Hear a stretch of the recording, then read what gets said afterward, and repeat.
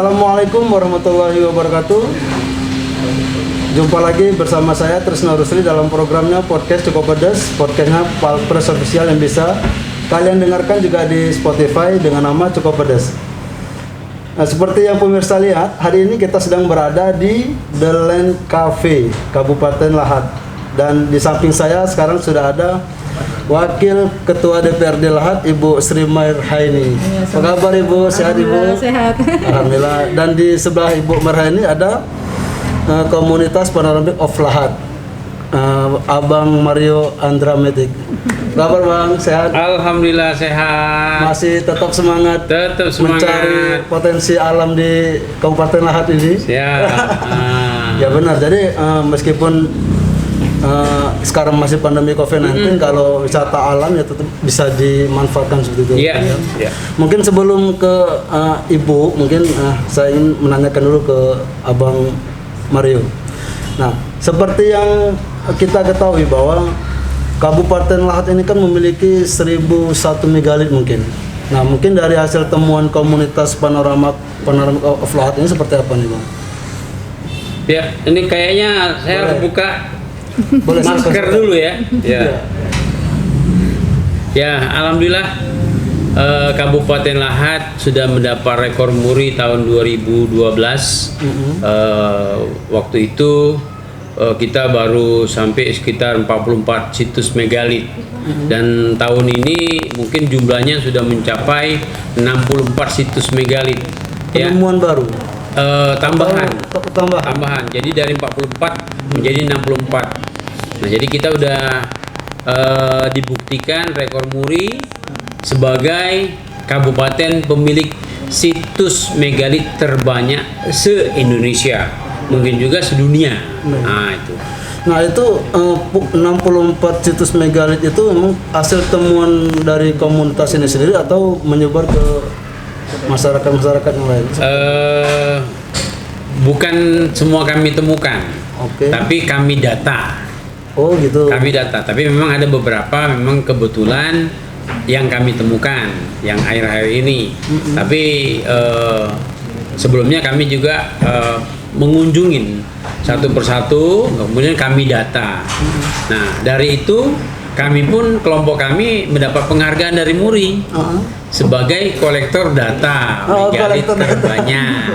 Baik. Ya, jadi Lahat dapat dua piagam. Satu pemerintah Kabupaten Lahat sebagai pemilik situs megalit terbanyak. Nah, kemudian Panoramik of Lahat sebagai kolektor datanya. Nah, mungkin dari hasil pendataan sendiri, situs megalit mana nih Bang yang paling banyak ditemukan di Kabupaten Lahat ini? Yang paling banyak itu ada di Desa Pajar Bulan, Kecamatan Pajar Bulan. Itu satu desa itu sekitar temuannya itu 367. Satu situs, satu lokasi, satu desa. Nah, makanya kalau kita gabungkan seluruhnya se-Kabupaten Lahat, ya makanya lebih dari 1000, bisa mencapai 1000. Terakhir tuh 1027 kalau salah itu. Oh itu mungkin dari sisi penemuan pendataan dari megalit. Megalit dari apa? Dari nilai-nilai historis peninggalan sejarah di Kabupaten Lahat ada apa aja nih? Oh, banyak sekali. Ya, pertama misalnya kalau kita bicara Kabupaten Lahat, ini kabupaten tertua se-Sumatera Selatan. Kita sudah berdiri 20 Mei 1869. Tahun ini kita memperingatin yang ke 152, Mbak ya. 152. Kita tertua. Jadi yang menjadi adik-adik kita nih dari Prabu Mulih, Pali, Muara Ini, Lubuli, Enggau, Pagar Alam, Empat Lawang, Musirawas, Musirawas Utara ini dulunya di bawah Lahat. Oh. Itu awalnya kan dibentuk waktu itu 1869 pemerintah Hindia Belanda membentuk namanya residen di Palembang. Nah, di sini kita namanya kalau di kita Abdeling. Nah, nama Abdelingnya itu Palembangses Bovenladen atau Palembang Dataran tinggi. Oke. Nah, di bawahnya ada underabdeling. Nah, itu underabdeling itu yang tadi yang saya sebutkan tadi. Itu underabdeling. Nah, ke bawahnya lagi baru marga. Dari marga baru dusun. Oh gitu. Ah, itu. Jadi artinya setelah sebenarnya. Palembang yang tertua lahat. Iya. Nah, pembuktiannya apa nih? Kalau lahat ini daerah tertua nih di Sumatera Selatan. Nah, buktinya apa nih, Bang? Nah, kalau kita bukti dari sistem pemerintahan, yaitu tadi terbentuknya lahat 20 Mei 1869. Tapi kalau kita bicara tertua dalam budaya, megalit. Oh, megalit tadi. Iya, masanya sebelum masa sejarah, Oke. sebelum masyarakat sini mengenal tulisan, kita sudah ada megalit. Buktinya ada semua. Nah, itu. Oke, nah itu oke lah kalau dari masa pra-peradaban mungkin Bang ya.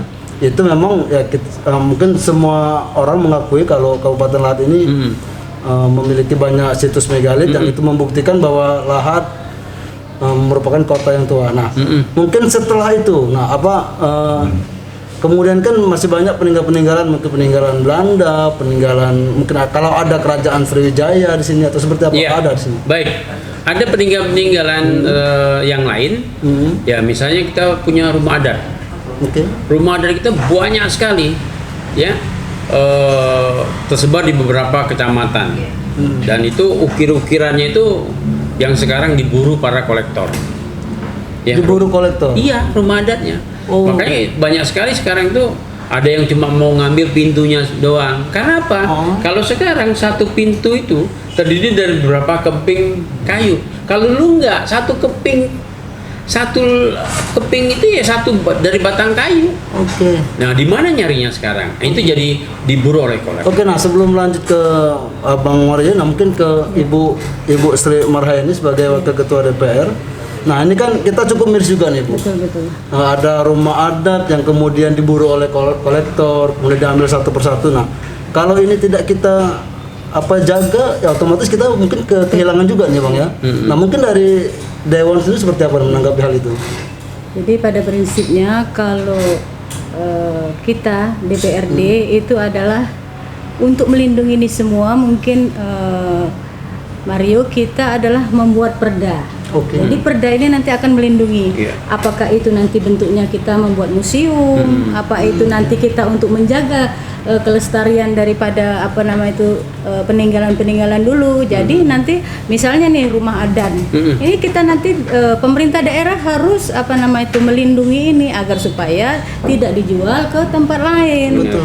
Nah, jadi bagaimana nanti prosesnya? Mungkin ini kalau rumah adat ini mungkin ada yang memilikinya dulu, itu adalah komunikasi nanti antar pemerintah daerah maupun Tripika di sana, Pak Camat dan lain-lain agar ini bisa dijaga. Kalau nggak bisa dijaga, wah gawat ini. Seperti daerah lain pasti dibeli oleh orang-orang bule, kolektor dan lain-lain. Ini sayang karena sifatnya udah ribuan tahun ya, bahkan peninggalan yang di ini tidak ada di tempat yang lain, Benar hanya sekali. ada di tempat kita kan gitu. Betul sekali. Nah, apalagi misalnya kita sudah mendapat rekor muri, nah ini harus ditindaklanjuti. Jadi kalau ini nanti diperdakan Pak Mario, perda bentuknya kebudayaan atau perda itu nanti berbentuk pariwisata, nah ini harus kita buat agar supaya kita bisa menjaga dan melestarikan peninggalan-peninggalan tersebut. Iya, iya. Nah, mungkin Ibu ini kan sebagai aset ini, Bu, aset daerah yang memang harus menjadi tanggung jawabnya ya kita semua lah, termasuk Iya. pemerintah, Iya. stakeholder yang lain. Iya. Nah, mungkin kalau dari Ibu sendiri nih sebagai wakil rakyat melihat fenomena ini bahwa banyak kolektor yang memburu, karena kan kalau Kabupaten Lahat ini kan banyak sekali peninggalan yang mungkin nilai harganya cukup fantastis juga nih, Benar Bang sekali. Mario ya. Iya, benar Nah, mungkin sekali. seperti apa pandangan dari Ibu sendiri? Ya. Jadi kalau untuk menjaga itu yang seperti saya sampaikan tadi adalah membentuk perda. Nah ini kebetulan Pak Mario kan dia staf ahli Pak Bupati bidang pariwisata. Oh. Nah kemudian nanti pihak pariwisata mungkin dia membuat bentuk rencana perda, perda itu nanti dimasukkan ke kami selaku DPRD. Nanti itu kita bicarakan kepada komisi-komisi sehingga nanti kita bisa mensahkan daripada perda. Perda ini adalah bentuk agar kita dimasukkan semua tuh Pak Mario. Benar. Dari kita misalnya bagaimana rumah itu kita Benar sekali. pelihara, bagaimana kolektor itu misalnya itu tidak bisa dengan Seenaknya mengambil. Iya, gitu betul. kan gitu. Jadi tapi ini juga harus pemerintah daerah gitu kan agar supaya yang seperti ini tidak dijadikan kolektor-kolektor dengan begitu gampangnya. Gitu. Itu semua diatur di sana Iya, juga. iya. Dan itu nanti dia setelah sampai itu perda itu nanti ke kita itu melalui kajian-kajian. Benar sekali. Kajian klinik, kajian semuanya yang ada di dalam itu supaya agar kita mempersempit dari ruang Kolektor untuk mengambil. itu untuk Ya. itu. Jadi kalau itu perda itu sudah diberlakukan ya tidak bisa gitu karena memang itu harus ditaati nanti kalau perdanya sudah lahir. Ya. Nah, kembali lagi ke Bang Mario. Nah, ini kan baru satu nih peninggalan. Baru ada rumah adat yang kemudian diburu oleh para kolektor untuk mencari keuntungan pribadi. Nah, selain rumah adat mungkin ada beberapa peninggalan lain yang mungkin menurut Bang Mario itu bisa menjadi peninggalan sejarah juga. Iya, jadi ada lagi namanya peninggalan pusaka. Peninggalan pusat. Ya, itu ada yang berupa keris, ada yang meriam, yang kemudian ada cuma bambu ataupun yang lain-lain lah, banyak sekali. Itu juga tersebar juga. Itu juga yang biasa dicari oleh kolektor. Iya. Nah, kemudian ini juga kan ada yang masih terjaga, dalam arti terjaga itu ada misalnya tidak boleh dibuka, hanya boleh dibuka pada waktu tertentu dengan upacara adat. Nah, itu ada seperti itu. Kayak satu suro kan, Iya, seperti pencucian itulah. Ya, ada. benda pusaka itu ada. Iya. Masih ada percayaan. Masih berlangsung itu di beberapa desa. Masih. Nah, menurut Bang Mario ini apa yang disampaikan oleh Wakil Ketua DPR tadi untuk membentuk perda, menurut Bang Mario seperti apa nih? Ya, itu memang benar sekali. Jadi kalau perda itu kan amanat undang-undang. Jadi undang-undang cagar budaya itu mengamanatkan setiap kabupaten kota itu membuat perda. Nah, salah satu perdanya yang tentang budaya ini adalah Perda Pengelolaan dan Pelestarian Cagar Budaya. Nah, Insya Allah mungkin tahun ini masuk raperda, kemudian tahun depan sudah jadi perdanya. Baik, ya, semoga memang langkah terwujud. untuk membuat museum itu tepat menurut Bang Mario ya. Nah, Mungkin itu Ibu, target kita kapan ini Bu? Bisa dirumuskan ini Bu? Saya tertarik dengan apa yang disampaikan Pak Mario menyambung tadi ialah mengenai museum. Jadi museum itu sebenarnya salah satu kita memang Untuk harus melindungi. ada di Ya. Kabupaten Lahani karena kita Ya. juga yang tertua ya Pak Benar, Mario. benar. Kemudian situs-situs kita yang banyak, arca-arca kita yang banyak, kemudian peninggalan yang tadi benar. itu banyak. Nah, itu memang harus kita ini kan di museum Ya. karena kalau tidak ya itu tadi tidak tercatat, kemudian diambil oleh kolektor sehingga kita tidak memiliki itu. Tapi kalau itu yang disampaikan kita memiliki perda itu tadi yang jelas pokoknya DPRD siap membantu.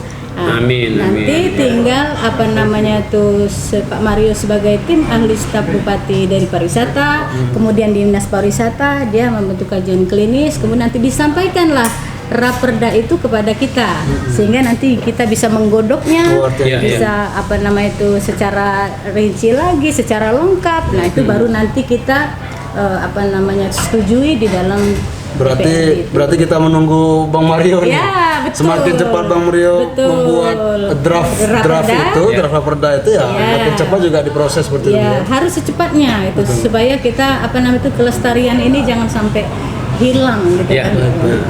Baik, terima kasih banyak ini Bang Mario dan Ya, Ibu. ya, Wakil sama-sama. Ketua. Terima kasih atas Ya. waktunya Ya, nih. Ya, sama-sama. Sudah bersedia bertemu dengan kami Iya. dalam programnya Podcast Cokodes. Sukses selalu Baik. untuk Cokodes ya. Iya, nanti Podcast boleh. Cokodes Ibu. Baiklah, demikianlah pemirsa Cokodes perbincangan kita bersama Ibu Wakil Ketua DPRD Kabupaten Lahat, Ibu Sri Marheni, dan Ketua Komunitas Panoramik of Lahat, Bang Mario Andre Martik. Sampai jumpa di lain kesempatan. Wassalamualaikum warahmatullahi wabarakatuh. Waalaikumsalam warahmatullahi wabarakatuh. Baik, terima kasih Ibu. Ya, sama-sama.